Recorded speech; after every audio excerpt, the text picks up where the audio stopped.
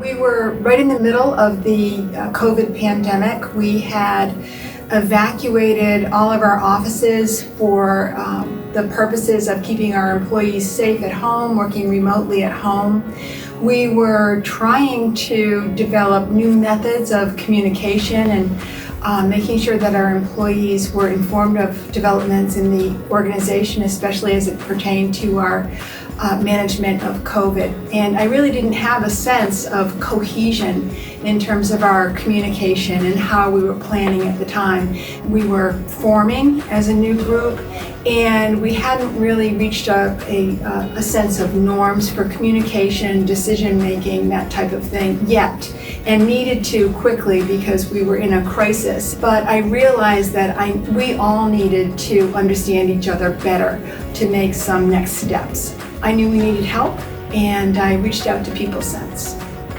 And then they explained everything DiSC to me, and that might be a good place to begin to have a mutual understanding of different styles, but more importantly, to start to establish some norms of communication and semantics that we were using around the organization. So I think some of the surprises were, first of all, how much we laughed as we realized the differences within the group, and actually some of the very tender moments and some vulnerable moments. I was impressed with the level of vulnerability that every member of my team was able to display. I put everything DiSC on our weekly agenda so that we would revisit it, and I would remind folks of the commitment that I had made as a beginner for developing a strength around receptivity and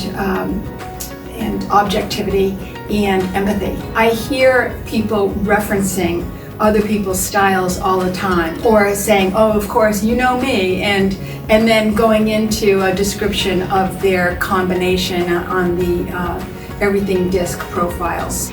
I think as a result of this everything DiSC and realizing that a strength and a weakness is not a judgment of your ability, has helped the senior management team look at some of our results and decide, well, we need to go here. Now we've been able to cascade the training down to the next much larger level of management. I think that we've really embraced it, and I think our challenge will be to keep it alive here, because I could have spent thousands of dollars on sending individual leaders out to leadership training here or there.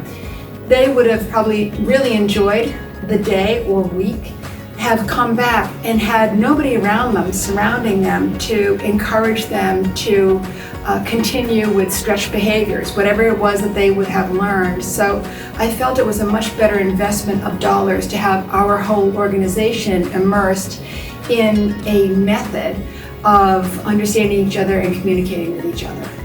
I think that's the major change, is that we do have something to talk about when it comes to explaining behavior or explaining why we took a certain approach.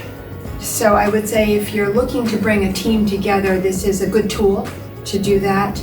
And it is revelatory. You will learn something about yourself, and you'll be surprised at what you learn about your team.